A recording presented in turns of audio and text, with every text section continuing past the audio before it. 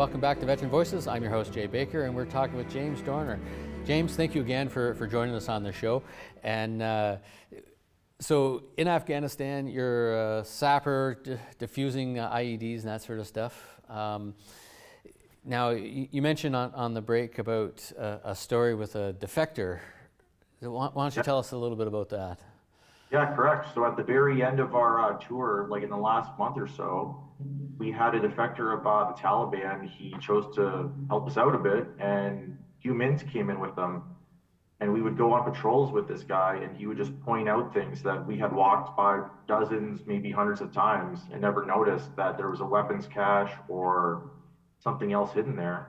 And in one instance, within the grape rows at the end of them, they had buried a big water tank, and it was full of homemade explosives, suicide Jeez. vests, all kinds of weapons. And it was within, while we were digging it up, we could talk to one of the OPs that were on sentry there, and they had never noticed anyone go in there. So they were Wow. pretty clever getting things in and getting them out.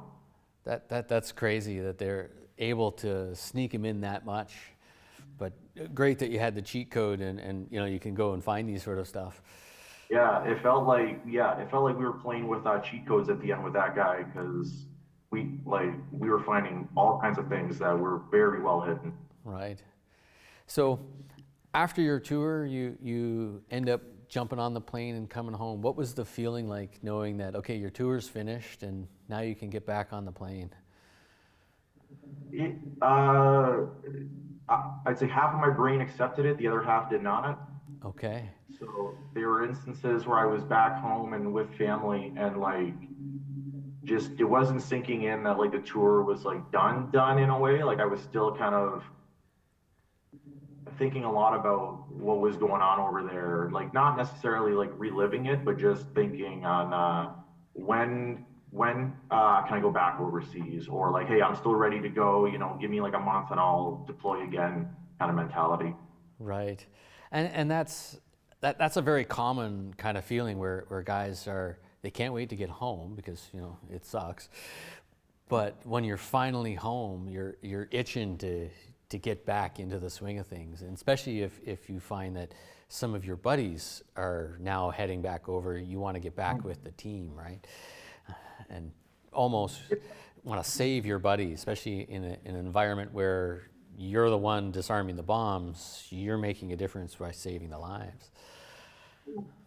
Well, and one of the nice things was with overseas is at least when you're in your early 20s, I worry about nothing. I didn't worry about mail, in terms of things going on back here in Canada. I didn't worry about mail. I didn't worry about what was going on in the news, what was going on in sports. I was just focused on the tour, and then we played StarCraft and other video games at night. So it was, Right.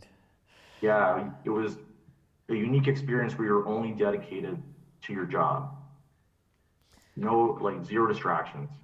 And that's very common where when you're there, you're focused on the job. You don't worry about what's happening, your bills, or is there gas in the car, and do I have to make lunches and soccer practice and that sort of stuff. You're only really focused on the task.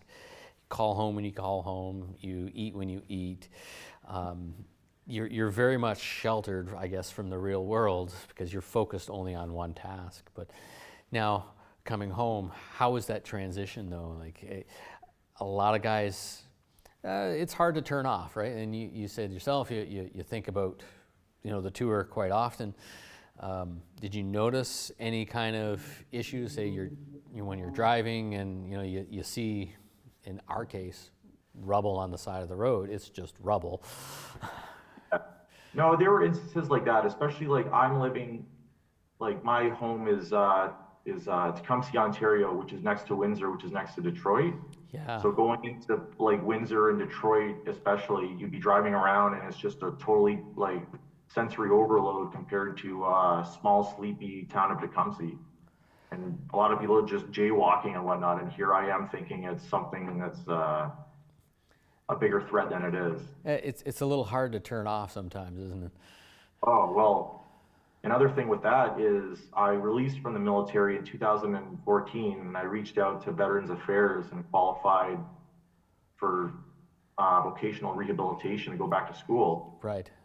I just remember going into school and being in a classroom full of people, and at the time, like school shootings were kind of in the news, and I was just always looking around, making sure I knew where the exits were, just like a little bit of hypervigilance. But luckily, that exposure to it, I got over it quickly. But it's something I didn't expect to carry on, especially 4 or 5 years after my tour. Right. And now, sitting in the classroom, how was it when you're, because at this point you're not 18, 19, you're a little older, of course, and you've had a lot more life experience going through, tours in Afghanistan and such.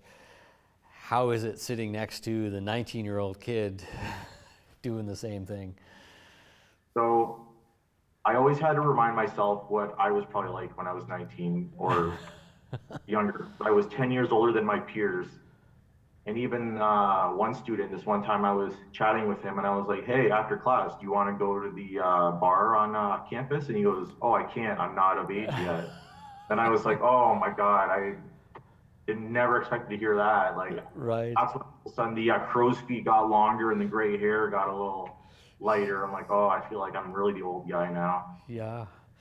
But with So, Yeah, but with that, there were also instances where we would be studying, and some of my friends just wanted to call it a night, and I would just remember it being on Stove Watch, on Winter Warfare, or some experience like that, and I'd be like, no, like if I could make it through Winter Warfare, I can study for half an hour longer and understand this math equation. right. So with the Veterans Affairs thing, going back to school, you ended up taking engineering, you were saying, Correct. and now moving forward after engineering, how was it working on projects? You got an opportunity to work on a couple of interesting ones in around the Windsor area. Yeah, correct. After moving, so I was posted to Edmonton. So when I released, I stayed in Edmonton to go to the University of Alberta for my engineering degree, Okay. and then I moved back home to Tecumseh, which is next to Windsor. And when I was here, we're currently building the Gordie Howe Bridge. It's At the time of this interview, it's about a year out from being completed, but I got to work on the Gordie Howe Bridge, which is like a major international project. I believe the budget for it is over $7 billion, and I got Okay. to maybe not mold it, but my fingerprints are all over that job site on things Nice. I got to do with it.